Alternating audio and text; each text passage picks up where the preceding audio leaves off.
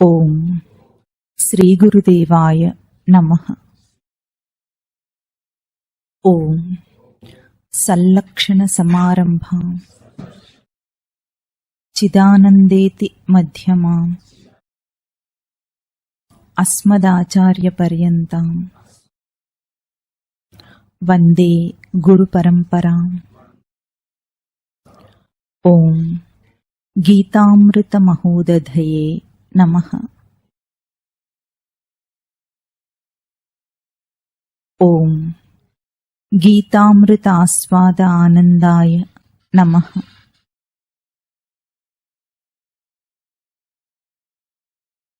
ప్రథమోధ్యాయః అర్జున విషాదయోగః.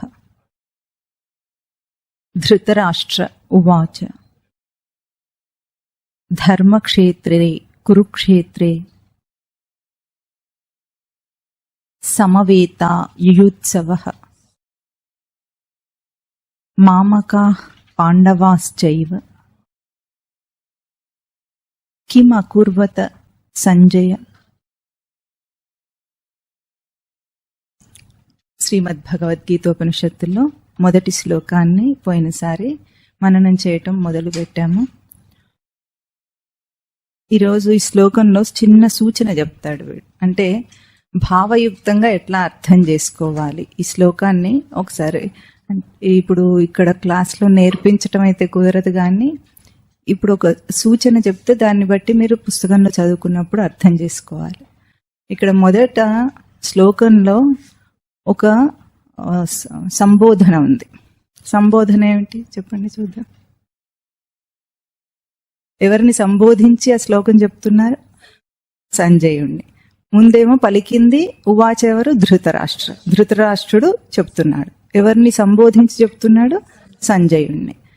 అందులో ఒక ప్రశ్న ఉంది, క్రియాపదం ఉంది, మిగతాది సన్నివేశం ఉంది. దాన్ని ఎట్లా అర్థం చేసుకోవాలంటే దండాన్వయ క్రమం అంటాం. అంటే ఇప్పుడు ఇది పోయటిక్ ఆర్డర్లో ఉంటుంది, అది శ్లోకాలు కనుక. దాన్ని ప్రోజ్ ఆర్డర్లో మనం అర్థం చేసుకోవాలి. అప్పుడు ఎట్లా ఉంటుందంటే ముందు హే సంజయ అంటే సంజయ ఏమడుగుతున్నారు? యుయుత్సవః సమవేతాః ధర్మక్షేత్రే కురుక్షేత్రే యుయుత్సవః సమవేతాః మామకాః చ పాండవాః చ కిం అకుర్వత్. ఇది ప్రోజ్ ఆర్డర్ అన్నమాట. అప్పుడు మనకి ఎట్లా అర్థమవుతుంది? చక్కగా ధర్మక్షేత్రమైన కురుక్షేత్రమునందు యుద్ధం చేయటానికి చేరిన వారైన నా వారైన కౌరవులు పాండవులు కూడా కిం అకుర్వత ఏం చేస్తున్నారు అంటే మనకు స్పష్టంగా ఇప్పుడు తర్వాత ఇట్లా ఒకసారి అర్థం చేసుకున్న తర్వాత ఎప్పుడైనా భగవద్గీత అధ్యయనం చేస్తుంటే శ్లోకం చదువుతుంటే మనకు తెలుస్తుంది అనమాట ఏం చదువుతున్నాము అని. లేకపోతే ఎట్లా ఉంటుందంటే అదేదో భాషలో ఉంది, మనకేమో ఆ భాష రాదు. పవిత్రం అనుకుని అధ్యయనం అయితే చేస్తాం, కానీ దాంట్లో అర్థం మనకు తెలియకపోతే అందులో విలువ లేదు కదా, విలువ లేని భాషలాగా ఉంటుంది. కనుక అభ్యాసం చేసేటప్పుడు ఎట్లా చేయాలి? ఇప్పుడు మీకు ఇక్కడ SBG 3 అని ఒక పుస్తకాలు తెప్పించాము. దాంట్లో ఎట్లా ఉంటుంది? శ్లోకం ఉంటుంది. శ్లోకం ఏ క్రమంలో ఉందో అదే క్రమంలో తెలుగు అర్థాలు ఉంటాయి. ఆ తెలుగు అర్థాన్ని తెలుగుని మనము పోయిటిక్ ఆర్డర్ని ప్రోజ్ చేయగలం కదా.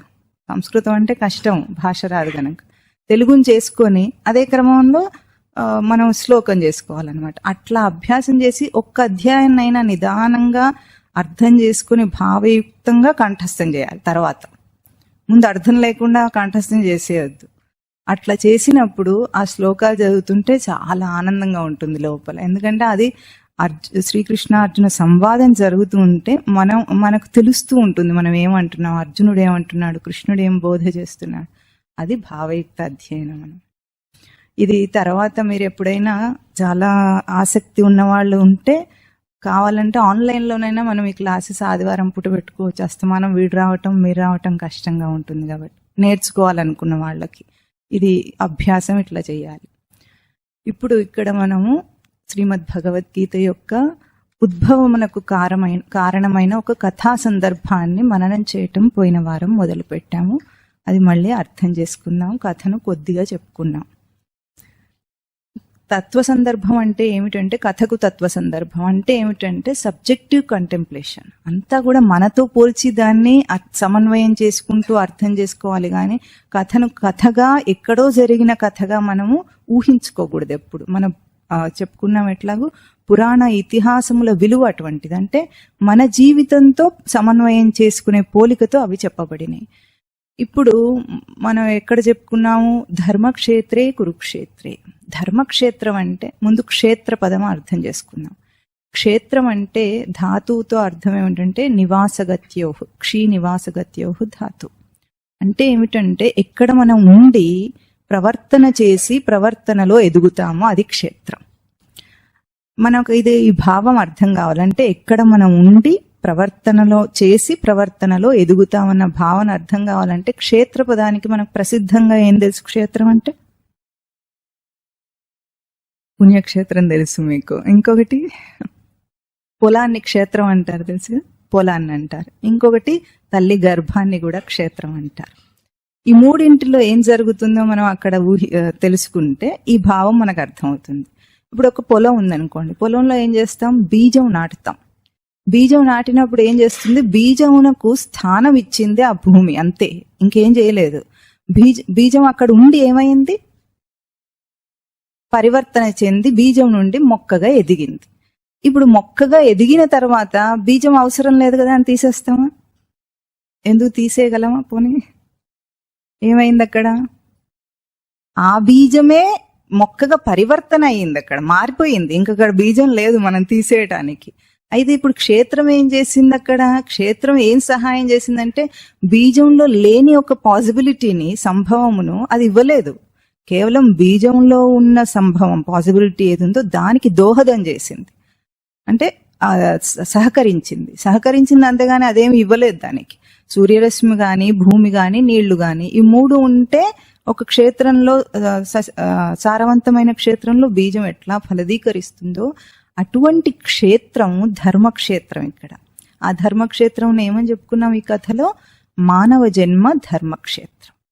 ఈ జన్మ అవకాశం మనకేమిచ్చిందంటే, మనలో ఇదివరకే ఈ జీవుడే అనాదిగా జన్మలను ఎత్తుతూ వస్తున్నాడు. ఇప్పుడు ఈ మానవ జన్మ అనే ఆ క్షేత్రం తనకేమిచ్చింది? ఇక్కడ ఉండి నివసించి దాంట్లో ప్రవర్తన చేసి తాను ఎదుగుతాడు. ఎదిగి ఏమవుతాడంటే ఇంకా మానవ జన్మ కంటే ఉత్తమ జన్మ లేదు. 84 లక్షల జీవరాశుల్లో ఉత్తమమైంది మానవ జన్మ. మరి ఇంక ఎదిగి ఏమవుతాడు? ఇంకా జీవరాశుల జన్మలు అయిపోయినాయి. ఏమవుతాడంటే జన్మ ఎత్తనవసరం లేని స్థితికి ఎదుగుతాడు. ఈ 84 లక్షల వాటిల్లో పాసిబిలిటీ ఏమిటి? ఒకదాని నుండి ఒకటి ఎదుగుతూ ఎదుగుతూ ఎదుగుతూ వచ్చాడు. ఇది మానవ జన్మ ఈజ్ నాట్ ది డెస్టినీ. ఇది అయిపోలేదు ఇక్కడికి. ఇక్కడ నుండి ఎక్కడికి వెళ్తాడు? జన్మ లేని స్థితికి వెళ్ళాలి. అది అమృతము. అంటే గీతామృతం మనకేమిచ్చింది? జన్మ లేని స్థితికి తీసుకెళ్తుంది. అటువంటి అవకాశాన్ని ఇచ్చేది ఈ ధర్మక్షేత్రమైన మానవ జన్మ. అయితే ధర్మ శబ్దానికి అర్థం ఏమిటి? ధర్మం అంటే మనకేం తెలుసు? ఇదే తల్లి గర్భంలో కూడా వర్తిస్తుంది. మళ్ళీ ఇంకొక ఉపమానం చెప్పుకుంటూ టైం అయిపోతుంది. ఇప్పుడు ధర్మం అంటే ఎవరు అన్నారు? డ్యూటీ అని తెలుసు అందరికి, చేయాల్సిన పని అని తెలుసు. ఇది ప్రసిద్ధమైన అర్థం. ఈ భగవద్గీతను అర్థం చేసుకోవటంలో కూడా చాలా మంది ఇటువంటి అర్థాలు బయట చెప్తున్నారు. వినేవాళ్ళ తప్పుగా, చెప్పేవాళ్ళ తప్పు. అది ఎట్లా అర్థం చేసుకుంటున్నారు దాన్ని? ధర్మ శబ్దానికి అర్థం ఏమిటంటే ధారణాయ శక్యమితి ధర్మ. అంటే ధరించుటకు శక్యమైంది ధర్మం అట. మనకు ధరించుట అంటే ఏం తెలుస్తుంది? బట్టలు ధరించినట్టు, ఇంకేదో ధరించినట్టు కాదు. ధరించుట అంటే మనం దాన్ని సస్టైన్ చేయగలగటం, నిలుపుకోగలిగింది. లోకంలో మనిషి నిలుపుకోగలిగింది ఏముంది? నిలుపుకునే ప్రయత్నం చేసేవేవేవి ఉన్నాయి. ఎందుకంటే ఈ ధర్మక్షేత్రం అనే ఈ పదంతో మొదలైంది కదా భగవద్గీత. చివర దీని ఉపసంహారం. ఇదేమో ఉపక్రమం అంటే మొదలు పెట్టడం. ఉపసంహారం కూడా ధర్మ పదంతోనే అయిపోతుంది. స్వామి చివరికి ఏమంటారంటే సర్వధర్మాన్ పరిత్యజ్య అన్నారు. అందుకే ధర్మాన్ని అర్థం చేసుకోవాలి. మధ్యలో ఉన్న ఈ బోధంతా ధర్మం గురించి చెప్పింది. ధర్మాన్ని అర్థం చేసుకోవాలంటే ఏది మనం నిలుపుకోగలం. డ్యూటీ అన్నారు ఇందాక మీరు. మనిషి జన్మకు డ్యూటీ ఏమిటి?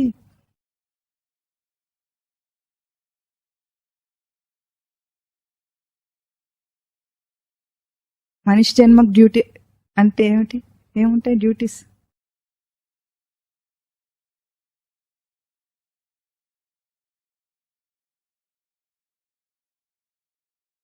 పోనీ ఆ మాట అన్నారు చాలు. లేకపోతే ఉద్యోగం చేయటం, చదువుకోవటం, పిల్లల్ని కనటం, ఇవి డ్యూటీస్ అనే కదా. మామూలప్పుడు అర్థం మీది అదే కదా. ఇప్పుడు మీరు మొదలు డ్యూటీ అన్నప్పుడు మీ అర్థం ఏమి? ఇదే కదా. మనిషి పుట్టిన తర్వాత చదువుకోవాలి, పెరగాలి, ఉద్యోగం చేయాలి, పిల్లలు పుట్టితే మళ్ళీ మన డ్యూటీస్ ఏమిటి? తల్లిదండ్రులకు సేవ చేయాలి, పిల్లలను పెంచాలి, ఇవి డ్యూటీస్ అనుకొని మనం అనుకున్నాం. ఇప్పుడు ధారణాయ శక్యం అనగానే అవన్నీ కూడా ఒకసారి ఫేడ్ అయిపోయినాయి. ఎందుకంటే మానవ జన్మకి ఏమిటి ధర్మం అని అడిగాం. ఈ ధర్మాలన్నీ మానవ జన్మకు వర్తిస్తాయా? ఇప్పుడు ఉదాహరణకి మీలో ఎవరైనా ఒక్కరు లేచి మీ గురించి చెప్పండి అన్నాను అనుకోండి, ఎవరైనా చెప్తారా? చెప్పండి మీ గురించి ఎవరైనా ఒక్కరు. మీ గురించి ఏవైనా చెప్పండి. ఎట్లా మొదలు పెడతారు? ఎవరైనా పేరు చెప్తారు. పేరు అడగలేదు, మీ గురించి చెప్పమన్నాను నేను. మీ ఐడెంటిఫికేషన్ కోసం పెట్టుకుంది అది, మీ గురించి కాదు కదా. అది మీ గురించి ఏమైనా చెప్తుందా? మీ పేరు చెప్పట్లేదు. ఇప్పుడు మహాభారతంలో అంటే ఒక్కొక్క పేరు వాళ్ళ క్యారెక్టరిస్టిక్ గురించి చెప్తుంది. మన గురించి మన పేరేమో అట్లా చెప్పదు. చెప్తుందా? చెప్పదు. సత్యనారాయణ అని పేరు పెట్టుకుంటే వాడి జీవితంలో సత్యం ఉంటుందా? చెప్పేవన్నీ అబద్ధాలే ఉంటాయి. రూపవతి అని పేరు పెట్టుకుంటారు, అందంగా ఉంటారా? ఉండరు. అట్లాగే సద్గుణ అని పేరు పెట్టుకున్నా అన్ని సద్గుణాలు ఉంటాయా?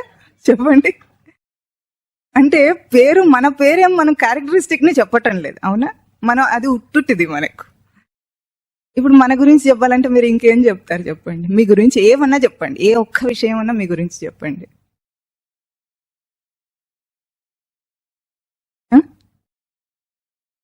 మంచివాడిని, మీ గుణం అది, మీ గురించి కాదు అది, మీ గుణం అది, మీకున్న గుణం మీ గురించి.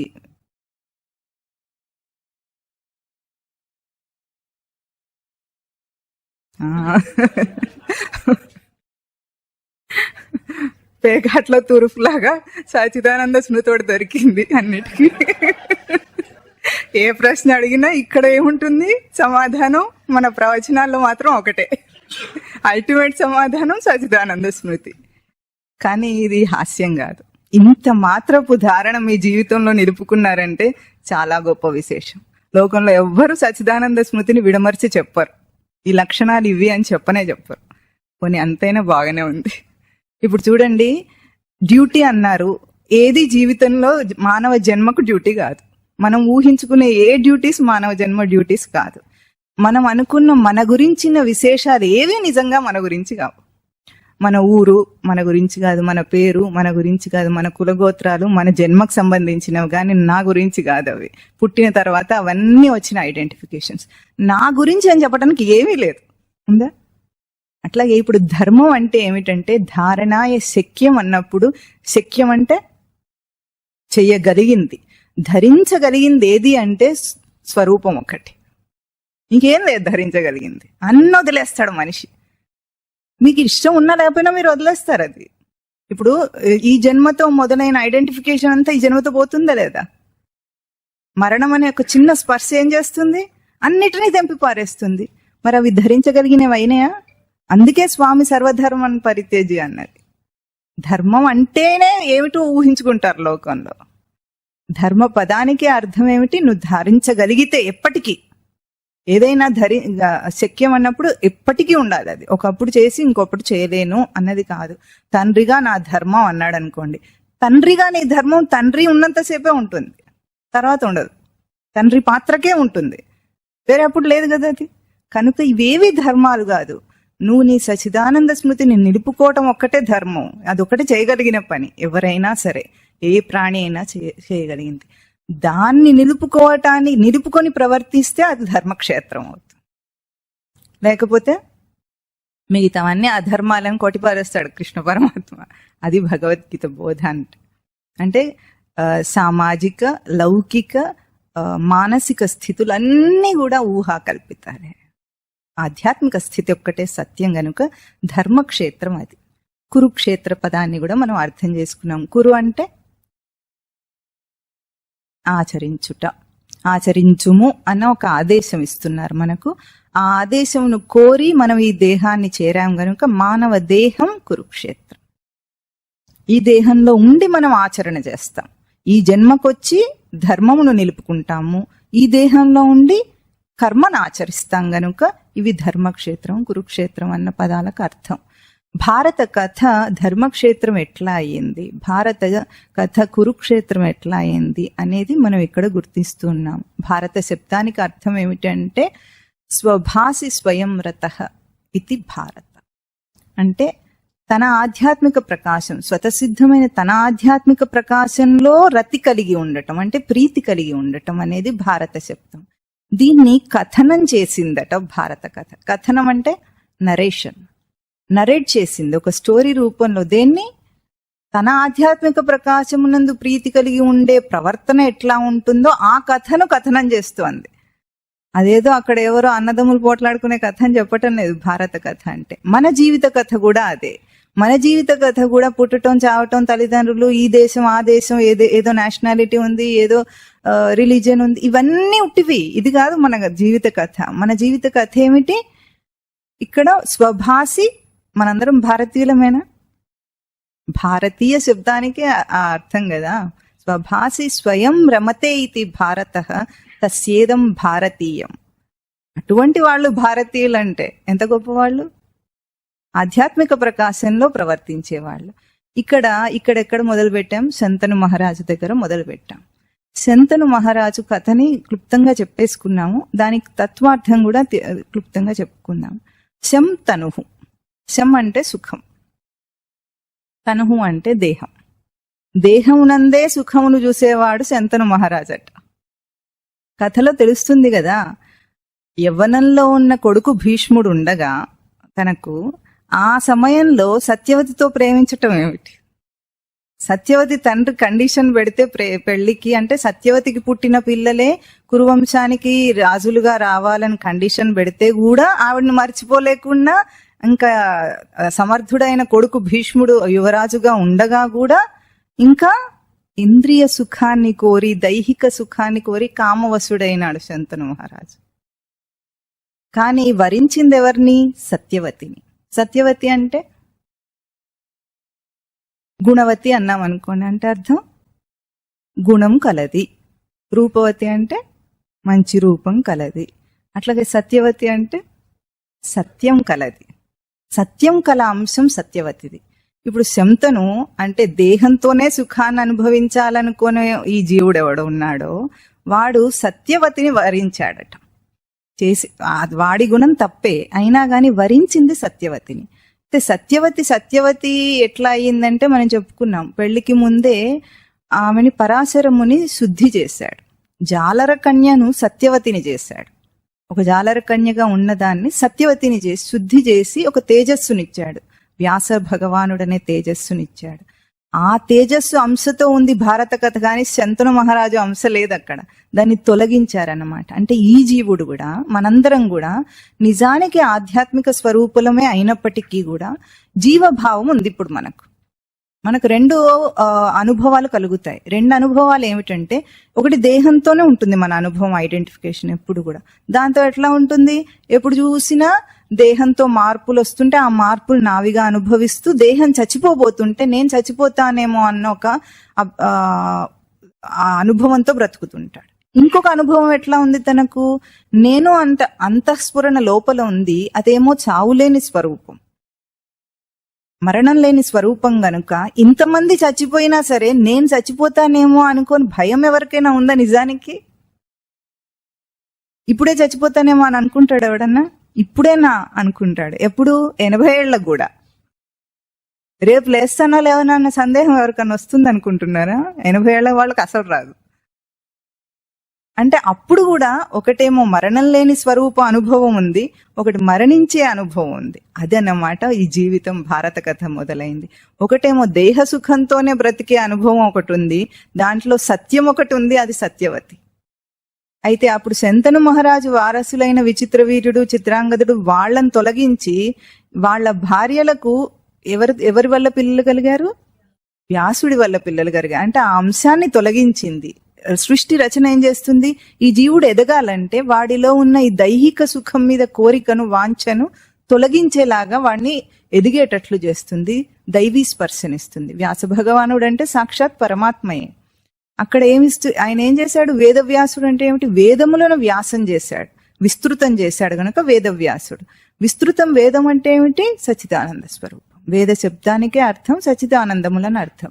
దాన్ని విస్తృతం చేయటానికి వచ్చిన అవతారం మనలో ఆ అంశాన్ని విస్తృతం చేస్తుంది, మనలో ఆ అంశాన్ని.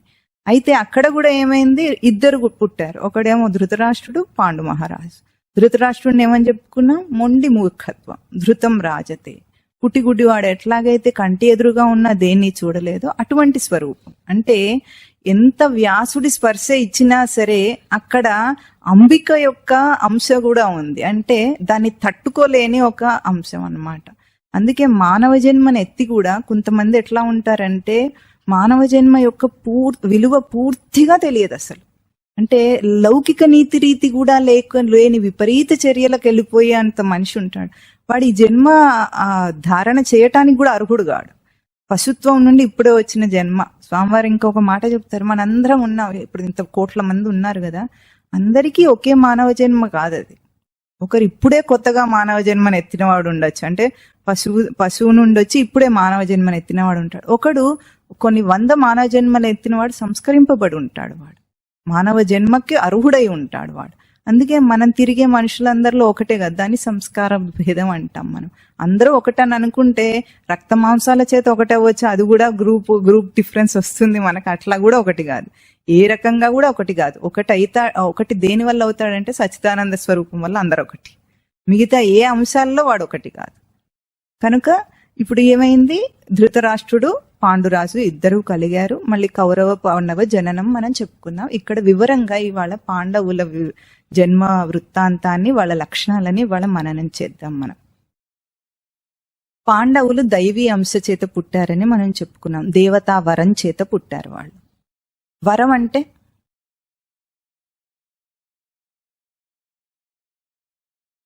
కోరుకున్నది ఇస్తే వరం ఇచ్చాడు అంటాం. అంటే వరం అంటే వరశబ్దానికి శ్రేష్టమైనది అని అర్థం అన్నమాట. శ్రేష్టమైనది ఇస్తారు వరం ఇచ్చాడంటే. ఇప్పుడు దేవతల యొక్క శ్రేష్టమైన అంశంతో పుట్టారు పాండవులు. ఇప్పుడు వాళ్ళ క్యారెక్టరిస్టిక్స్ అర్థం చేసుకోవాలంటే పంచపాండవుల పేర్లు మీకు తెలుసు కదా, వీడే చెప్పుకుంటున్నాడా, మీకు కూడా తెలుసా? ఏది చెప్పండి.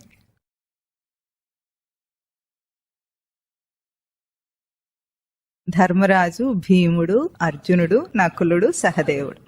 ధర్మరాజు ఏ దేవత అంశంతో వరం వల్ల పుట్టాడు? యమధర్మరాజు. యమధర్మరాజు యొక్క లక్షణాలు ఏమిటి? శిక్షిస్తాడు యమధర్మరాజు, మనకు అదొకటి తెలుసు. ధర్మాన్ని నిలుపుతాడు యమధర్మరాజు. మనకేమో అది శిక్షలాగా కనిపిస్తుంది. ధర్మాన్ని నిలిపేవాడు ఎవరైనా శిక్షలాగానే ఉంటుంది మనకు. ఇప్పుడు కూర్చోబెట్టి గట్టిగా నియమాలు చెప్తే గురువు కూడా యమధర్మరాజు లాగానే కనిపిస్తాడు. అవునా? చేస్తావా అన్నారు అనుకోండి, అప్పుడు ఎక్కడ దొరికాడో దేవుడు నాకు అనుకుంటారు. అంటే యమధర్మరాజు ఏం చేస్తాడంటే ధర్మ అధర్మ వివేకం చేస్తాడు. ధర్మమేది అధర్మమేది అని వివేకం చేసి ఆయనకు ధర్మ ప్రమాణం ఉంది గనుక ఆయన శిక్ష విధిస్తాడు. మానవ జన్మకు ధర్మం ఏమిటో అట్లా వర్తిస్తే వాడిని ఏమనడు. మానవ జన్మ ధర్మాన్ని ఉల్లంఘించిన వాడికి శిక్ష వేస్తాడు. ఆయన చేసేది ఏమన్నా ఉందా? మన చేతుల్లోనే ఉందా? శిక్ష వేయించుకుంటున్నామా, ఆయన వేస్తున్నాడా? వేయించుకుంటున్నాం. అది గుర్తుపెట్టుకోవాలి. ఎప్పుడైనా సరే శిక్ష వేయించుకుంటాం కానీ వాళ్ళు వేయరు. ఇప్పుడు తల్లిదండ్రి శిక్షణ కూడా పిల్లలకి ఎట్లా ఉంటుంది? తిడుతున్నట్టు ఉంటుంది. అంతేగాని అమ్మ తిట్టిందని ఏడుస్తాడే గాని ఎందుకు తిట్టిందని ఆలోచించడు వీడు. అవునా? ఎంతసేపు వాడి రోదన వాడిదే. నువ్వు కొట్టకమ్మా అంటాడు. ఎందుకు కొడుతున్నావమ్మా అని అడగడు.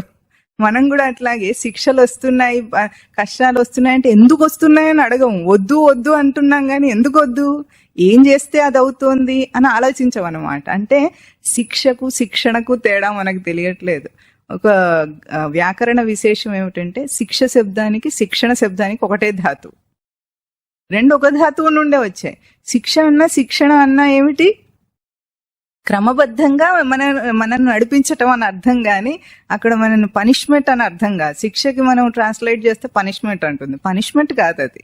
అందుకే ఏ సంస్కృత పదానికి ఇంగ్లీష్ తూగదు అసలు, గతి లేక చెప్పుకోవాల్సిందే తప్ప ఇంగ్లీష్ అర్థం దానికి రీచ్ అవ్వదన్నమాట. ఏ అర్థం లోతుగా చెప్తుందో దాన్ని అందుకోలేదు. అయితే ఇప్పుడు యమధర్మరాజు ధర్మ అధర్మ వివేకం చేస్తాడు. అదే ధర్మరాజు యొక్క లక్షణం, ధర్మాధర్మ వివేకం. ఎట్లా సాధనలో ధర్మాధర్మ వివేకం చేసేది ధర్మరాజు లక్షణం. అంటే ముందు మనిషికి కావాల్సింది సాధనలో ఉపక్రమించేటప్పుడు పాండవులను ఏం చెప్పుకున్నాం మనం, పాండవులను గుర్తుందో లేదు మళ్ళీ ఒక్కసారి చెప్పుకుందాం. పండా ఆత్మ విషయ బుద్ధి ఏషాం తేహి పండిత, పండిత శబ్దం నుండే పాండ శబ్దం వచ్చింది కనుక శంకరాచార్యుల వారి నిర్వచనం ఇది. అక్కడ గ్రామర్ లేకుండానే ఆయన లక్షణాత్మకంగా నిర్వచనం చేశారు.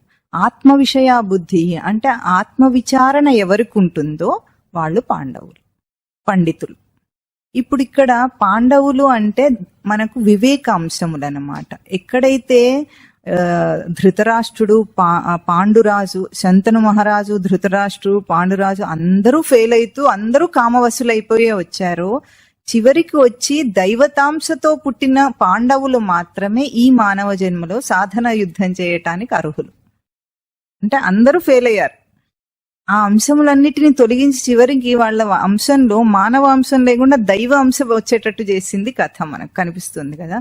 ఇక్కడ ధర్మాధర్మ వివేకము సాధనలో మొదటి అంశం. ఈ 5 కూడా సాధకుడి వివేకాంశములు అంటాం మనం. అంటే మన అందరికీ కూడా సాధన ఆచరణకు వివేకాంశములు. ధర్మరాజు మొదట ఏం చేస్తాడంటే ఏది ధర్మం ఏది అధర్మం అని వివేకం చేస్తాడు. ధర్మరాజు యొక్క ధర్మం ఎట్లా ఉంటుందో ముందుకు కథలో పాత్రలన్నీ వచ్చినప్పుడు మనం చెప్పుకుందాం. రెండవది ఏమిటంటే ఎవరు రెండవ వారు?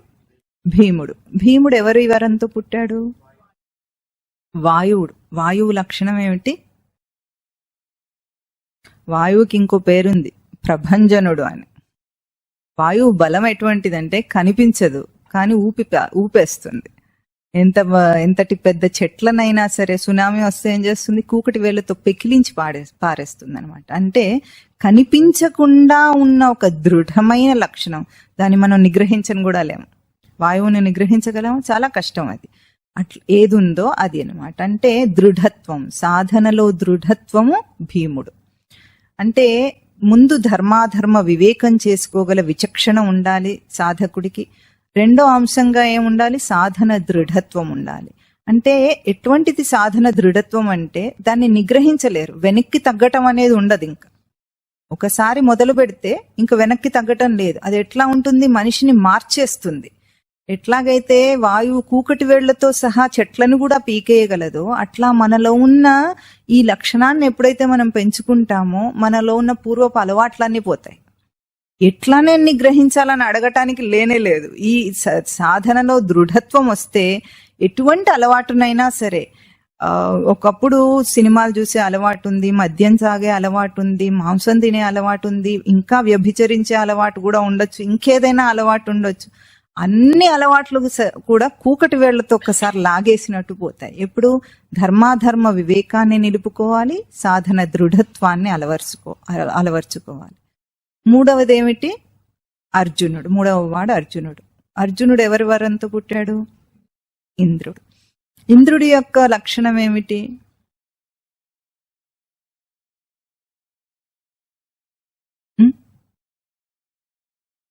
సినిమాలో మనకు తెలిసినంత మట్టుకైతే ఎప్పుడు ఆయన సీట్ని రక్షించుకోవడానికి అప్సరసలను పంపిస్తుంటాడు, ఇంతే తెలుసు మనకు. కానీ అది కాదు. తేజస్సు ఏమిటంటే వజ్రాయుధం. వజ్రాయుధం ఎటువంటిది? వజ్రం అంటే ఎట్లాంటి అది పదార్థం? అది హార్డెస్ట్ మెటీరియల్. దాన్ని ఇంకా దేంతోనూ కోయలేము. అది దేన్నైనా కోసేయగలదు. అది సాధనలో కరుకుతనం అన్నమాట. దేన్నైనా సరే అది ఛేదించగలదు. దాన్ని మనం ఏం చేయలేము, ఇంకా దానికంటే హార్డెస్ట్ మెటీరియల్ లేదు, దాన్ని విరగ్గొట్టలేము, ఏం చేయలేము. అటువంటిది సాధన కరుకుతనం అంటారు. సాధనలో ఒక కరుకుతనం ఉండటం ఏమిటంటే మనిషికి ధర్మాధర్మ వివేకంలో మూఢత్వం వచ్చినప్పుడు అటు ఇటు ఊగిసలాడుతుంటాడు. ఊగిసలాడినప్పుడు నిలదొక్కుకొని నిలబడేవాడు ఎవడుంటాడో వాడు అర్జునుడు అవుతాడు. ఎందుకంటే సాధన అని అంటే చెప్పినంత సులభం కాదు కదా. చేసేటప్పుడు ప్రాక్టికల్ గా దిగుతున్నప్పుడు ఎట్లాగైతే అర్జునుడికి ఎన్ని రోజులు కృష్ణుడితో ఉన్నా ఎప్పుడు అడగలేదు ఏం చెప్పమని, తత్వం చెప్పమని ఏం అడగలేదు. అక్కడికి వస్తే పాండవులు 5 కూడా అంతే. వాళ్ళు ఎప్పుడు కృష్ణుడు వెంటనే ఉన్నా గానీ ఏం అడగలేదు. దీనికి నారదుడు ఒక పద్యం చెప్తాడు భాగవతంలో. జలజాత ప్రభవాదులన్ మనంబులో నిలిపి భాషావళిన్ పలుకంగజాలని జనార్దనాహ్వయ పరబ్రహ్మంబు మీ ఇంటిలో సచివుడై చెలియై మేనమరిందియై సచివుడై చిత్తప్రియుడై మహాబల సంధాయకుడై చరించుటకు మీ భాగ్యము రాజోత్తమ అని ముక్కు మీద వేలేసుకుంటాడట నారదుడు. అంటే ఎటువంటి జనార్దనాహ్వయ పరబ్రహ్మము, ఎటువంటి వాడు జలజాత ప్రభవాదులకు మనంబులో చింతించి మనంబులో భాషావళిని పలుకం చాలని. అంటే జలజాత ప్రభావాదులు అంటే బ్రహ్మాది దేవతలకు కూడా మనస్సులో చింతించిన చెప్పటానికి భాష కందని ఏ పరబ్రహ్మతత్వం ఉందో ఆ సాక్షాత్ కృష్ణ పరమాత్మ మీ ఇంట్లో ఎట్లా ఉన్నాడు? చెలి అయి ఉన్నాడట. చెలి అంటే సఖుడు, ఎప్పుడు వెన్నంటి ఉన్నాడట. చెలి అయి మేనమరింది అయి బంధువై సచివుడై మంచి కోరేవాడై చిత్తప్రియుడై ఎప్పుడూ తన వాడికి చిత్తంలో ప్రియంగా ఉండేవారై. పాండవులంటే చాలా ప్రీతి కదా స్వామికి. అటువంటి ఆ పరమాత్మ మీతో మీ ఇంట్లో తిరుగుతున్నాడయ్యా, మీ భాగ్యం ఏమి అన్నట్ట. అంత పరమాత్మ తిరుగుతున్నా వీళ్ళకి అట్లా కనిపించలేదు ఎప్పుడు. వీళ్ళ ధర్మం ఎంత ధర్మమో ముందుకెళ్ళిన తర్వాత ఈ మొదటి అధ్యాయంలో మనకు తెలుస్తుంది ఎందుకు వాళ్ళ ధర్మం అట్లా ఉంది అని. అట్లాంటి ఆ కృష్ణుడు వెంటనే ఉంటే సాధన మనకెట్లా ఉంది? మనకు లేడా కృష్ణుడు? చెలి అయి లేడు? ఉన్నాడా లేడా? నేను నడుస్తూ ఉన్నానంటే నడక అనే నీ క్రియలో నేనున్నాను అని నడుస్తున్నాడు నీతో పాటు. లేడు? మనకు చిత్తప్రియుడు కాదు? ఎప్పుడు నేను నేను అని తెలిసినా తెలియకపోయినా స్మరణ చేయట్లేదు మనకు కూడా ఉన్నాడు. కానీ మనం కూడా పాండవులలాగానే గుర్తించట్లేదు ఇంకా కూడా. అర్జునుడైతే తర్వాత కథలో ఎట్లా అర్జునుడు మారుతాడో మనం కూడా అట్లా మారినప్పుడు, అంటే ఎప్పుడు గుర్తిస్తారంటే ఆ కురు సంగ్రామం వచ్చినప్పుడు గుర్తిస్తాడు అర్జునుడు కూడా. అవి ఎప్పుడు మొత్తం అంతా శంఖాలు మోగించిన తర్వాత అంతా అయిన తర్వాత అప్పుడు తీరిగ్గా గుర్తొస్తాడు. అది ముందుకు శ్లోకాల్లో చెప్పుకుందాం మనం. ఇప్పుడు సాధనలో కరుకుతనం అంటే వెనుదిరగటం అనేది లేకుండా ముందుకే పోవటం, దేని చేత కూడా అది ఛేదింపబడదు. అది సాధన. ధర్మాధర్మ వివేకము, సాధన దృఢత్వము, సాధనలో కరుకుతనం ఉండాలి 3వ లక్షణం. తర్వాత నకుల సహదేవులు ఎవరి వరం వల్ల పుట్టారు? అశ్విని దేవతల వరం వల్ల పుట్టారు. అశ్విని దేవతలు ఎవరు?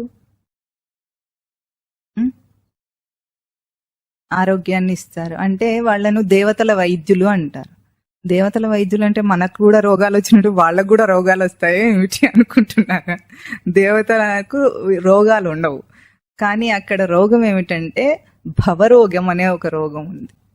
అది రాకుండా దేవతలను రక్షించేది అశ్విని దేవతలు అన్నమాట. భవరోగం అంటే సంసార రోగం.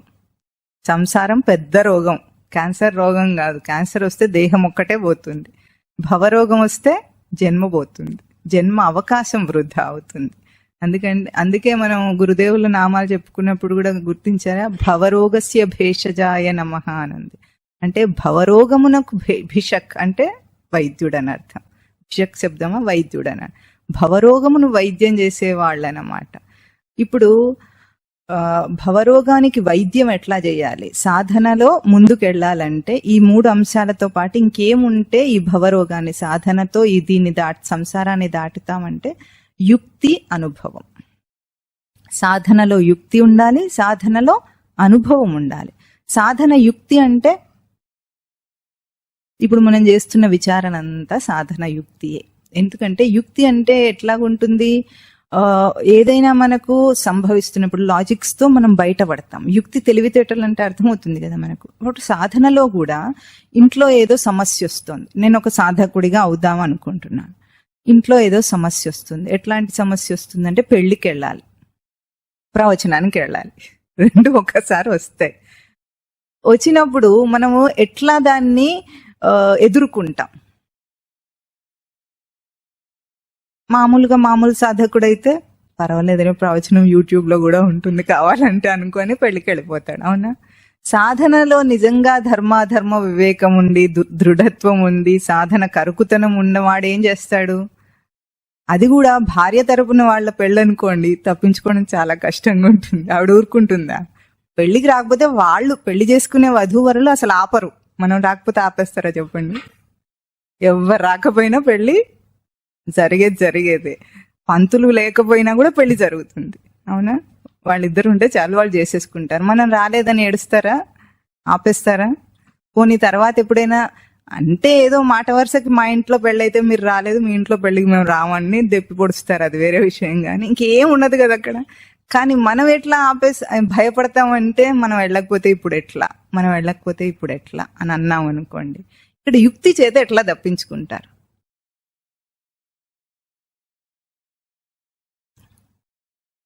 ఇది ఒక సాధకులుగా మీరు ఒక సమాధానం చెప్పండి.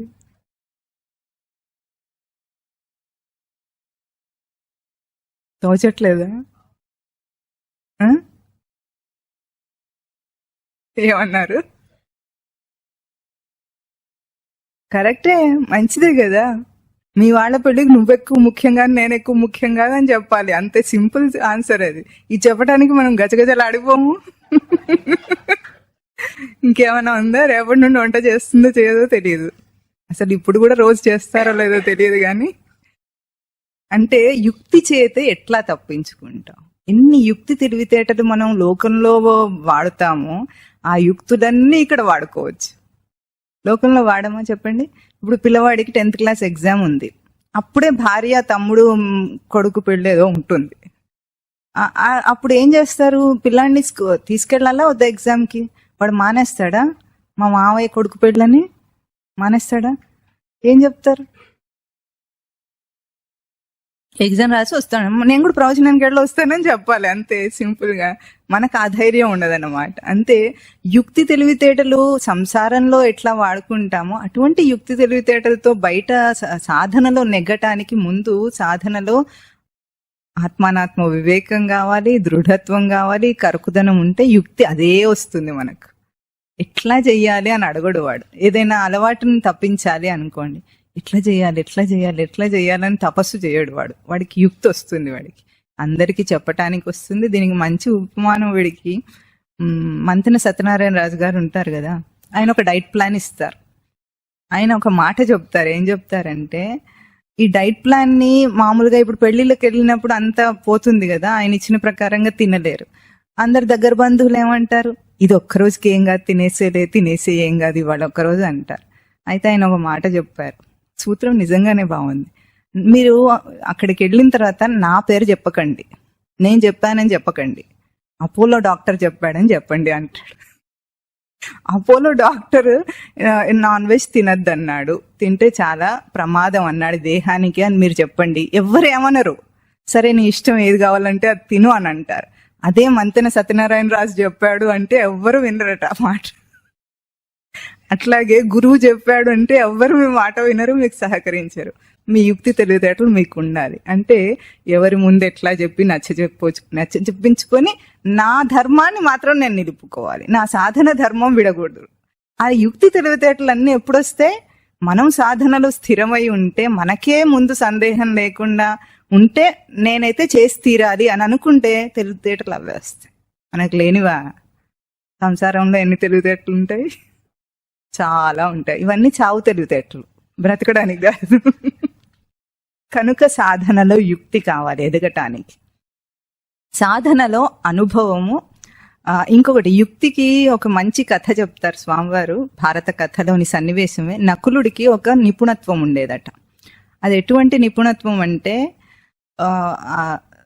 ఆ రథంలో వెళ్తున్నప్పుడు వర్షం పడుతూ ఉంటే నకులుడు, మనమైతే ఏం చేస్తాం, గొడుగు పట్టుకుని వెళ్తాం, లేదా రెయిన్ కోట్ వేసుకుంటాం. నకులుడు అట్లా కాదట. కత్తిని తిప్పుకుంటూ ఆ కత్తి తిరిగే ఆ వేగానికి ఒక్క చుక్క బొట్టు నీరు కూడా తన మీద పడకుండా వెళ్ళేవాడట. అది నకులుడి యొక్క యుక్తి తెలివితేటలు. అంటే ఎట్లాగంటే మనకు వర్షంలాగా వస్తాయి విషయాలన్నీ. అందులో సంసారంలో తిరుగుతున్నప్పుడు ఎక్కువగా విషయాలు ఒత్తిడి ఉన్నది గుర్తింపుకు వస్తాయో రావో గాని సాధన మొదలుపెట్టిన తర్వాత మాత్రం వస్తాయి. ఎందుకంటే ప్రతి చిన్న అంశం ఎట్లా ఉంటుందంటే, ఇప్పుడు నువ్వు ఎటో అడుగేస్తావని నిన్ను అక్కడ నిలబెడుతుంది, త్రాసులో నిలబెట్టినట్టు ఉంటుంది. అంతవరకేమో నార్మల్ లైఫ్ కదా, గుడ్డెద్దు చేలబడ్డ జీవితాలు ఏముంది, అన్ని గొర్రెలు ఎటు వెళ్తే ఆ గొర్రె ఎటు వెళ్ళిపోవచ్చు, ఏం తేడా ఉండదు అక్కడ. కానీ సాధన అన్న తర్వాత ఎట్లా ఉంటుంది, ప్రతి చిన్న అంశంలో మనం వేరు వాళ్ళు వేరు, మనం వేరు వాళ్ళు వేరు అను ఒక ఇది వచ్చినప్పుడు ప్రతి దాంట్లో మనకి ఇది అవసరం యుక్తి. అప్పుడు వర్షంలాగా పడుతున్నట్టు ముందు లేని విషయాలన్నీ ఇప్పుడు వస్తున్నాయా అనిపిస్తుంది. అవన్నీ ముందు కూడా ఉంటాయి, మనం ముందు చూడడం ఇప్పుడు చూస్తున్నాం అనమాట. ఇప్పుడు కళ్ళు వచ్చినాయి మనకు. ధృతరాష్ట్రుడి నుండి పాండురాజు అవుతాడు అప్పుడప్పుడే, ఆ తర్వాత పాండవులు కావాలి అంటే ఇదివరకు కళ్ళెదురుగా ఉన్నదాన్ని కూడా చూడలేదు, ఇప్పుడేమో చూడటం మొదలు పెట్టాం కనుక ఎన్నో తేడాలు వస్తాయి జీవితంలో. అసలు ఇంత గుడ్డి జీవితం ఎట్లా బ్రతికామని అర్థం కాదు కొన్నిసార్లు. ఇప్పుడు ఆ తేడా వచ్చి దృష్టిలో భేదం వచ్చిన తర్వాత వస్తుంది. అంటే విషయాలు పరంపరగా మన మీద పడుతూ ఉంటే అప్పుడు వాటిని తప్పించుకొని మనం పురోగతి, రథం ముందుకెళ్ళాలి, కత్తి తిరుగుతూ ఉండాలి, వర్షం మీద పడకూడదు. అట్లాగే మన పురోగతి సాగుతూ ఉండాలి, విషయాలు వస్తూనే ఉంటాయి, మన యుక్తి చేత వాటిని అన్నిటినీ కూడా దాటేయాలి. ఇది సాధనలో యుక్తి. ఎప్పుడు యుక్తి వస్తుంది? యుక్తి తర్వాత ఏమొస్తుంది? ఎప్పుడు కాదు, ఇప్పుడు దాని తర్వాత సహదేవుడు సాధనలో అనుభవం. అంటే ఈ భవరోగానికి ఇంకొక వైద్యం ఏమిటి? ఈ సంసార రోగాన్ని తప్పించుకోవాలంటే అనుభవం కావాలి. అనుభవం అంటే ఎట్లా ఉంటుంది లోకంలో అంటే, ఆశువుగా దేన్నైనా చేసేస్తాడన్నమాట. ఇప్పుడు వంట చేసేవాళ్ళు ఉన్నారనుకోండి, బాగా అనుభవం ఉన్న ఆడవాళ్ళు ఎంత వంట చేసినా సరే, 2 కొండినా సరే 10 మంది కొండినా సరే, ఉప్పు ఎట్లా వేస్తారు? అట్లా డబ్బా తీసుకుంటారు, చెంచా అలవాటు ఉన్న వాళ్ళు చెంచా లేదా చేతితోనే ఇట్లా తీస్తారు, అట్లా వేస్తారు, అది కరెక్ట్ గా వస్తుంది అనుభవం ఉన్న వాళ్ళకి.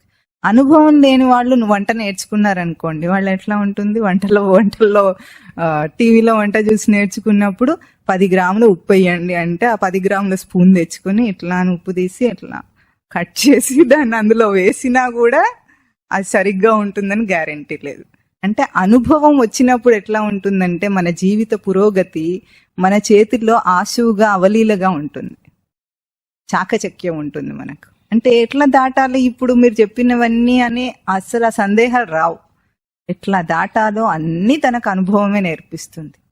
కనుక ఈ 5 కూడా సాధనలో వివేకాంశంలో. ఒకసారి చెప్పండి. ధర్మరాజు సాధనలో ధర్మాధర్మ వివేకం, భీముడు సాధన దృఢత్వము, అర్జునుడు సాధన కరుకుతనం, నకుల సహదేవులు సాధనలో అనుభవము, సాధనలో యుక్తి, సాధనలో అనుభవము. ఇవి 5 కూడా వివేకాంశములు అంటాం. అంటే మన సాధనలో మన సైన్యం ఏమిటి? పాండవ సైన్యానికి ముఖ్యమైనవి ఇవి 5.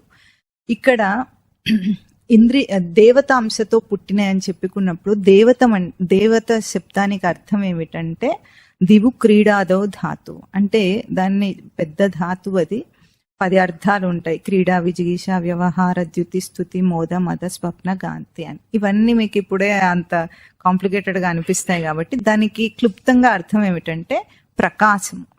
దేవ శబ్దానికి ప్రకాశము, ప్రవర్తన. చెప్పండి.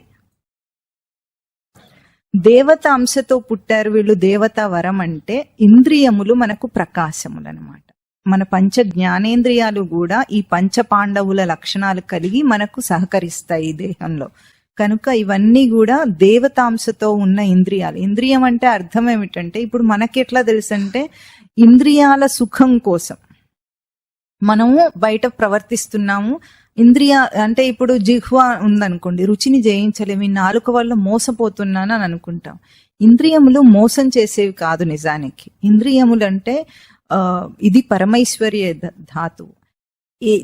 ఏ బాహ్యం నుండి వచ్చే విషయ వాసనల వల్ల మన ఇంద్రియాలు వాటి వైపు మొగ్గుతున్నాయో దాన్ని నిగ్రహించే శక్తి ఉన్నవి ఇంద్రియాలు, లోనయ్యే శక్తి ఉన్నవి కాదు. మన అనుభవము, మనమేమో నిగ్రహం అనే ఒక శక్తి ఉంది మన దగ్గర అని మర్చిపోయాం మనం. నిగ్రహించి బ్రతకగలడు అని మర్చిపోయాడు. దాన్ని రివర్స్ లో ఏం తీసుకున్నాడు? ఇంద్రియాల కోసమే, ఇంద్రియ భోగాల కోసమే వెంపర్లాడుతున్నట్లుగా మనకు కనిపిస్తుంది. కానీ నిజానికి ఏమిటి? ఈ ఇంద్రియాల సహాయంతోనే మనం వాటిని నిగ్రహిస్తాం. ఎందుకు నిగ్రహించగలము అంటే, నిగ్రహం అన్న శక్తి ఎట్లా ఉంటుంది లోపల? ఉదాహరణకి ఒక ఆహారంలో ఎక్కువ మనకు లౌల్యం ఉంటుంది మనిషికి. కామము, ఆహారం, ఈ రెండు బాగా లౌల్యం ఉండేవండి. లౌల్యం అంటే లస్ట్. ఎట్లా ఉంటుందంటే దానికి క్రేవింగ్ ఉంటుంది, దాని వెనక వెంపర్లాట ఉంటుంది. దాన్ని నిగ్రహించటం అనేది కూడా, ఎక్కడ ఇంద్రియం అంటే రుచి బాగా ఇష్టం ఉంది అని అనుకున్నాం అనుకోండి, ఇష్టం అనేది ఎక్కడి నుండి వస్తుంది? నాలుక వల్ల వస్తుందా, మనస్సు వల్ల వస్తుందా? నిజానికి నాలుక పాత్రయే లేదు అందులో, ఉందా? అది నాలుక ఏం చేస్తుంది? కేవలం అక్కడ పెడితే ఆ రుచిని హైలైట్ చేసి చూపిస్తుంది అంతే. టేస్ట్ బడ్స్ ఉన్నాయి, ఏ టేస్ట్ కి తగిన టేస్ట్ బడ్స్ ఉన్నాయి కాబట్టి మన నాలుక మీద పెట్టినప్పుడు దాని టేస్ట్ అని చెప్తుంది నీకు అంతే. ఇది ఉప్పదనం అంటుంది, ఇది కారము, ఇది పులుపు, ఇది చప్పగా ఉంది అని చెప్తుంది. అంతేగాని కోరిక అన్నది ఇంద్రియంలో ఎక్కడా లేదు. అక్కడ ఉందా? లేదు. ఇప్పుడు నిగ్రహం అనేది మనస్సులో ఉంటుందా, నాలుక మీద ప్రవర్తింపజేయాలా మనము? మనస్సులో ఉంటుంది. ఈ నిగ్రహంతో ప్రవర్తించినప్పుడు అదే నాలుక మనని ఏమైనా దానికి అంటే ప్రలోభం అయ్యేటట్టు చేసిందా, మనం నిగ్రహించుకునేటట్టు చేసిందా? అదే నాలుక ఉపయోగపడింది కదా. ఇప్పుడు ఎట్లా ఉన్నా సరే రుచి చెప్పింది, అది నేను గ్రహించాను అంతే. ఉప్పు ఎక్కువైంది అనుకుందాం ఓ రోజు, ఏమైంది దాంట్లో? అంతలో చిచి తూతూ అన్నాడు వాడు నోట్లో పెట్టగానే. అంతలో చీచీ తూతూ అనాలని నాలుక ఏం చెప్పలేదు. ఒక్కోసారి ఎట్లా ఉంటుంది? తినేసి ఉప్పు ఎక్కువైంది అని సైలెంట్ గా చెప్పి వెళ్ళిపోయేవారు కూడా ఉంటారు, మీకు తెలుసా? ఉప్పు వేయకపోయినా సరే ఏం చెప్పింది? ఉప్పు లేదని చెప్పింది అంతే నాలుక. అంతేగాని మనం చీ అనలేదు, అది ఏమనలేదు. ఇప్పుడు నాలుకనే ఉపయోగించి నిగ్రహం ఎట్లా మనస్సుకు సాధించవచ్చు అంటే, రుచిని గుర్తించే శక్తి నాకుంది అని చెప్తోంది అది. ఇప్పుడు గుర్తించేవాడు గొప్పవాడా, దానికి ప్రలోభంతో ప్రవర్తించేవాడు గొప్పవాడా? ఇంద్రియం చేత గుర్తించే శక్తి తన గుర్తించే శక్తిని ఇంద్రియం హైలైట్ చేస్తుంది అక్కడ. గాని నువ్వు జారిపోమ్మని చెప్పలేదు. ఇప్పుడు ఏదైనా సరే మనకు కావాలి అని కోరిక వచ్చినప్పుడు నిగ్రహించేవాడు ఉన్నాడు, కోరేవాడు కూడా ఉన్నాడు. ఏది బలీయంగా ఉంది, ఏది ఎక్కువగా ఉంది అనేది వాడి మీద ఆధారపడి ఉంటుంది. ఎప్పుడైనా మనం నిగ్రహించే వాడి యొక్క రూపాన్ని కూడా ఆ ఇంద్రియ కోరికలనే గుర్తిస్తున్నాం కదా, ఇంకొక చోట గుర్తించటం లేదంటే ఏ చోట మనం జారిపడ్డామో ఆ చోటే నిలదొక్కునే అవకాశం ఎట్లా ఉంటుందో, అట్లాగే ఇంద్రియాలన్నీ కూడా ఏ తేజస్సుతో ఉన్నాయంటే నిగ్రహ శక్తిని చూపించి నీ తేజస్సుని నీకు చూపిస్తాయి. నువ్వు జారిపోవడానికి ఈ మానవ జన్మలో లేవు. అందుకే కదా మనిషి పశుపక్షాదుల కంటే వేరుగా బ్రతుకుతున్నాడని చెప్పటానికి ఒక ఉదాహరణ ఏమిటంటే, పశుపక్షాదులు ఎప్పుడైనా చూసారా? నిశ్చింతగా ఉంటాయి అవి. మనం ఎందుకు నిశ్చింతగా లేము? ఆకలేస్తే తిండి వెతుక్కుంటాయి, తిన్న తర్వాత బిందాస్ హాయిగా పడుకుంటాయి. మనం తిన్న తర్వాత కూడా ప్రశాంతంగా ఉంటామా? వెంటనే పని చేయాలి మనం. అవి నిద్రపోతాయి, హాయిగా నిద్రపోతాయి. వాటి మొహంలో ఎప్పుడైనా టెన్షన్ చూసారా మీరు? టెన్షన్ పడతాయి అవి? ఏం ఉండవు, హాయిగా ఉంటాయి. పక్షిని చూస్తే ఎట్లా ఉంటుందంటే, ఇది ఎంత బాగుందో, స్వేచ్ఛగా బ్రతుకుతుంది అన్నంత హాయిగా బ్రతుకుతుంది అది మన కళ్ళ ముందు. మనకెందుకు అది లేదు?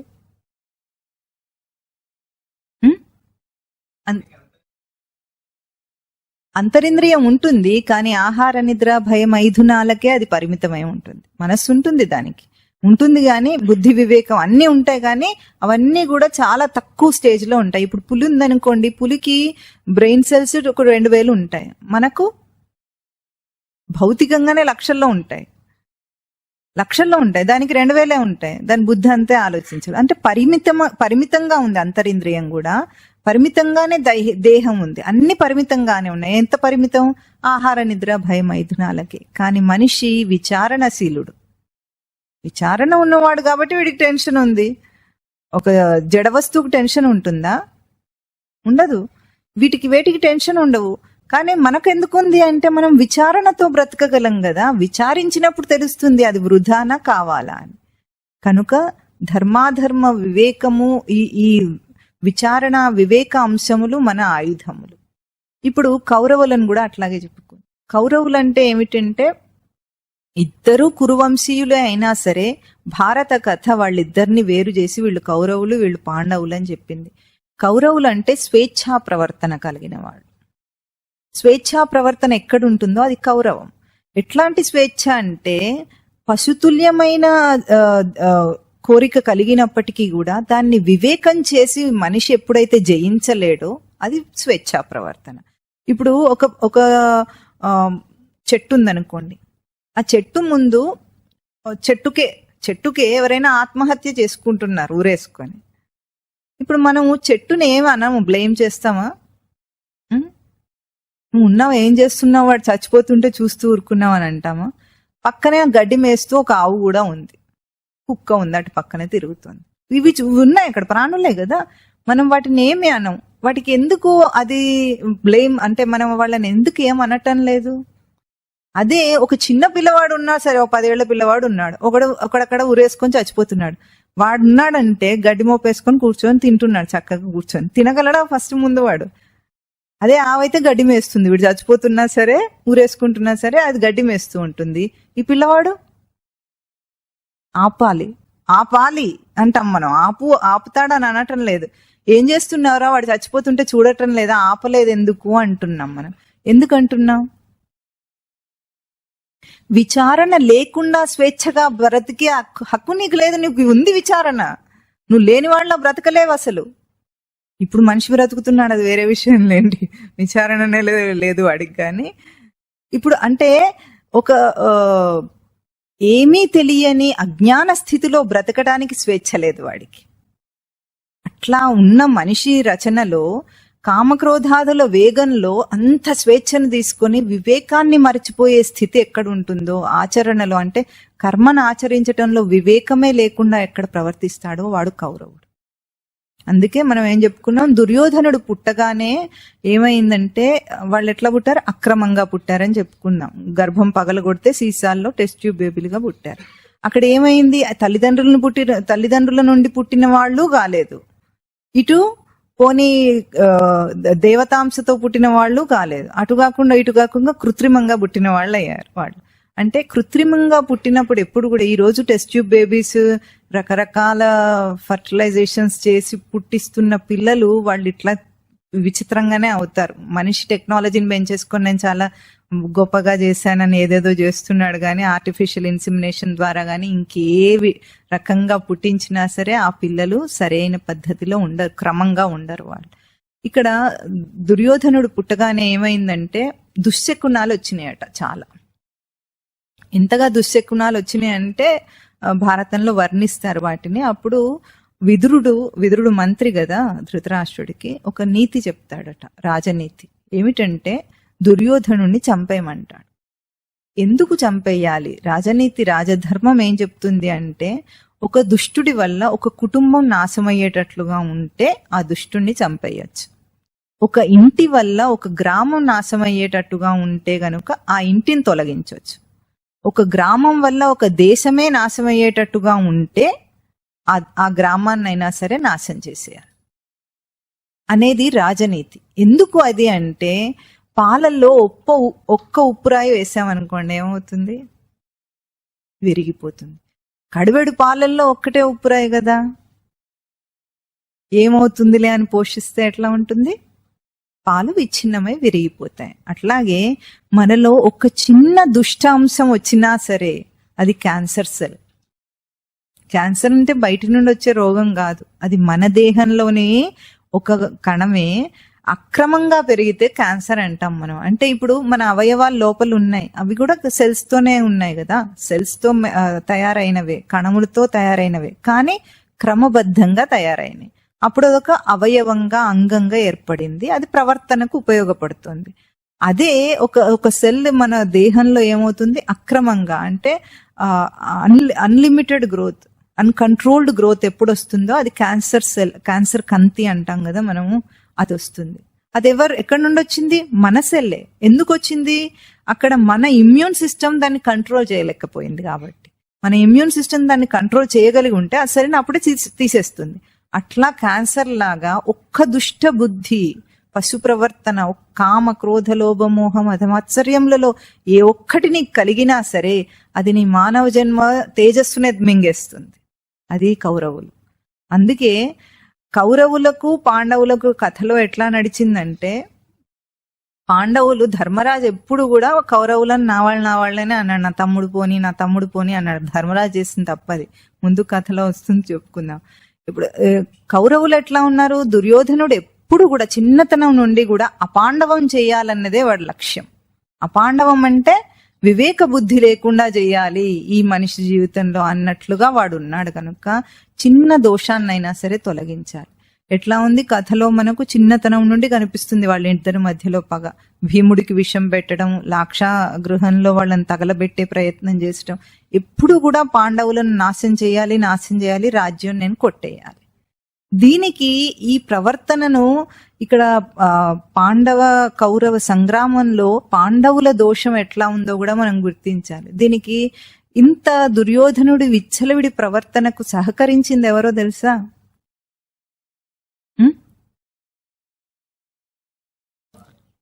ధర్మరాజు.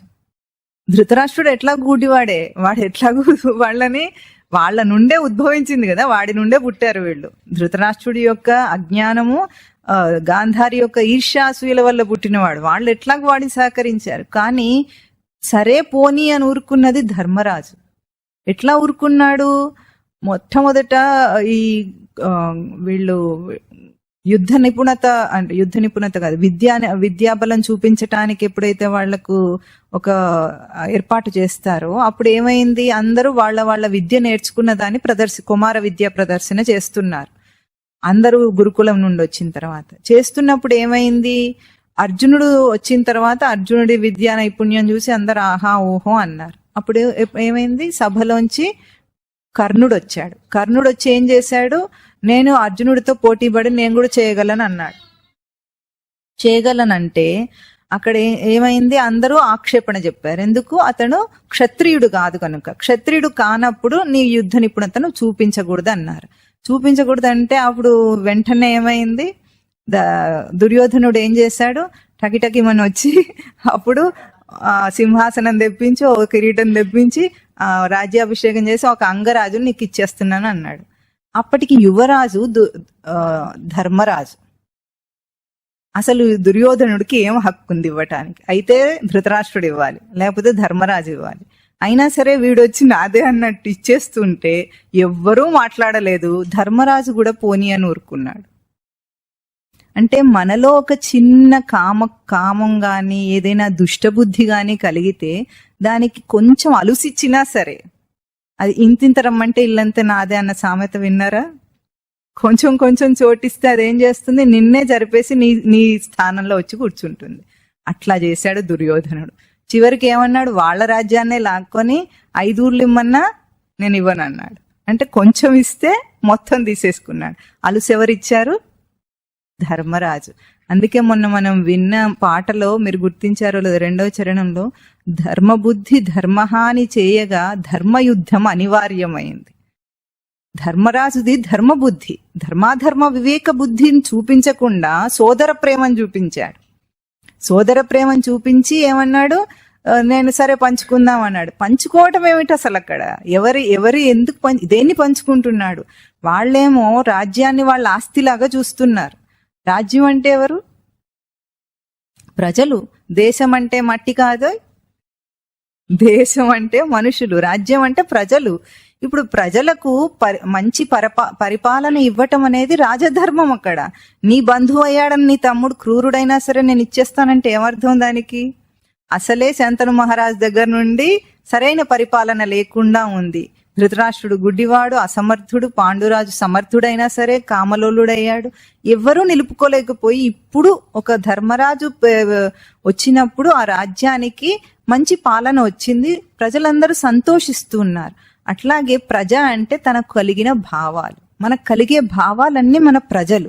వాటిని సద్బుద్ధితో వివేకంతో ధర్మాధర్మ వివేకంతో పాలన చేయటం అనేది మన లక్ష్యము. అటువంటి దాన్ని నేను దుర్యోధనుడికి నా సోదర ప్రేమతో పంచుతానంటే బంధుప్రీతి చూపించాడు. ఆ బంధుప్రీతి తర్వాత అర్జునుడికి కూడా వస్తుంది, చాలా శ్లోకాలు ఉంటాయి, చాలా నీతులు చెప్తాడు అర్జునుడు.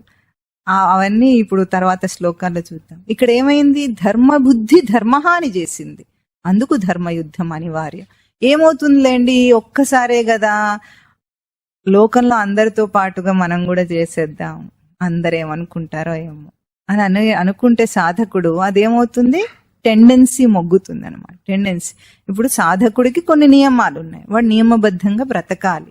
ఆ బ్రతికేటప్పుడు ఇది ఒక్కసారి టీ ఇచ్చారు కదా తాగేద్దాంలేండి అనుకున్నాం, టీ తాగటం మానేద్దాం అనుకున్నాడు పాపం వీడు, ఎవరో వాడు సాధకుడు మానేద్దాం అనుకున్నాడు. వాళ్ళ ఇంటికి వెళ్తే టీ ఆఫర్ చేస్తే ఇప్పుడు బాగుండదు కదా, మర్యాద ఎటికసీ అనుకొని తాగేయాలా వద్దా?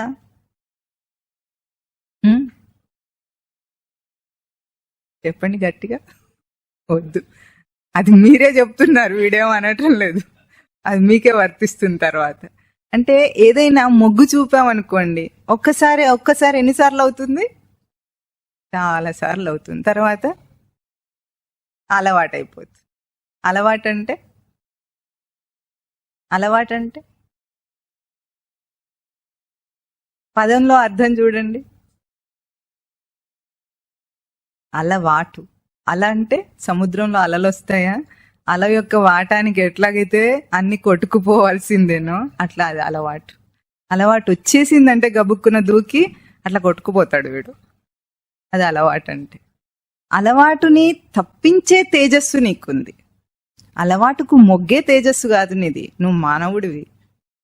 మనిషి అంటే ఏమనుకున్నారు, మజాకేం కాదు.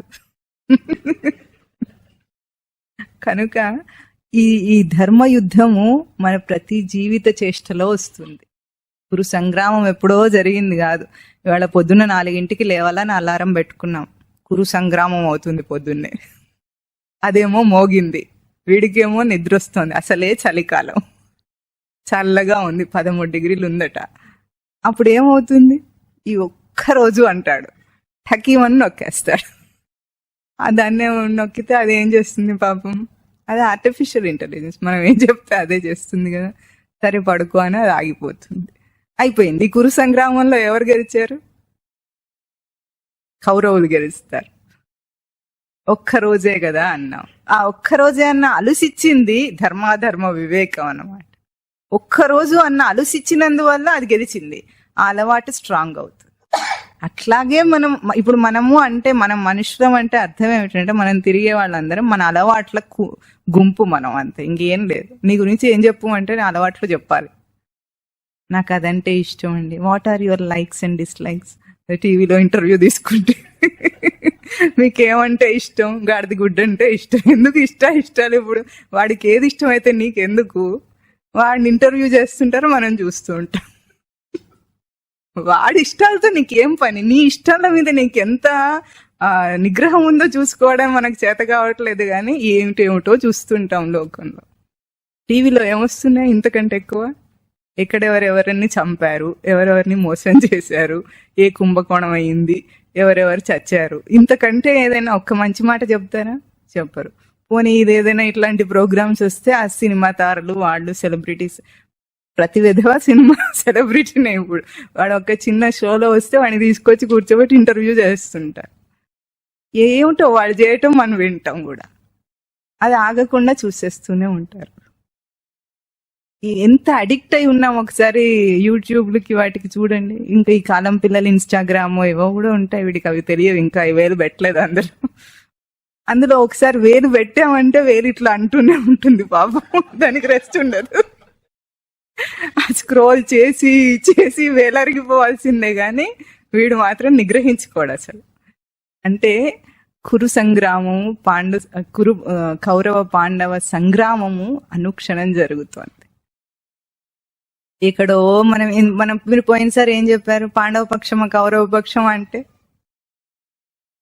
చూడండి ఇప్పటి నుండి మీ జీవితంలో జరిగే ప్రతి చిన్న కురు సంగ్రామంలో మీరు పాండవ పక్షం ఉన్నారా కౌరవ పక్షం ఉన్నారా చూసుకోండి. అందుకే ముందుకు ఇప్పుడు ఈ శ్లోకం తర్వాత బలాబలాలన్నీ చూస్తారన్నమాట. దుర్యోధనుడు వస్తాడు, చక్కగా వచ్చి నా బలం, నా సైన్యం వీళ్ళు, వాళ్ళు పాండవుల సైన్యం, వాళ్ళ పేర్లన్నీ చెప్తారు. వచ్చే వారం మనం అది మొదలు పెట్టుకొని మన బలం ఏమిటో, మన బలహీనం ఏమిటో, రెండు సైన్యాల బలాన్ని ఎట్లా వాళ్ళు చూస్తున్నారో అదొకసారి చూద్దాం. తర్వాత మొదలవుతుంది అర్జునుడి విషాదం. యోగం పేరేమిటి? అర్జున విషాద యోగం అంట. విషాదం ఎక్కడైనా యోగం అవుతుందా? ఆనందం యోగం కావాలి, విషాదం యోగం అవ్వటం ఏమిటి? అది చూపిస్తారు. ఆ విషాదం ఎట్లా వచ్చింది, దేని యందు విషాదం వచ్చిందో చాలా గొప్ప విశేషం అది. ఆ విషాదం మనకు కూడా వస్తే యోగం అయిపోతుంది. మనకు ఆ విషాదం రాదు, వేరే రకాల విషాదాలు వస్తుంటాయి. కనుక ఇక్కడ గుర్తించవలసింది ఏమిటంటే, ఇప్పుడు ఏదైతే పాండవ పక్షం ఉంటానని మీరు అందరు అన్నారో, మీ జీవితంలో ప్రతి చిన్న అంశంలో పాండవ పక్షం ఉండండి. అక్కడ అన్ని మీ సాధన వివేక అంశములను చైతన్యవంతం చేసుకొని ప్రవర్తిస్తే సాధనలో ధర్మ వివేకము, దృఢత్వము, కరుకుతనము, యుక్తి, అనుభవం, ఈ 5 ఉంటే విజయం మనదే. ఒకసారి మళ్ళీ శ్లోకం చెప్పండి. ధృతరాష్ట్ర ఉవాచ ధర్మక్షేత్రే కురుక్షేత్రే సమవేత యుయుత్సవః మామకాః పాండవాశ్చైవ కిమ్ అకుర్వత సంజయ. ఓం తత్సత్.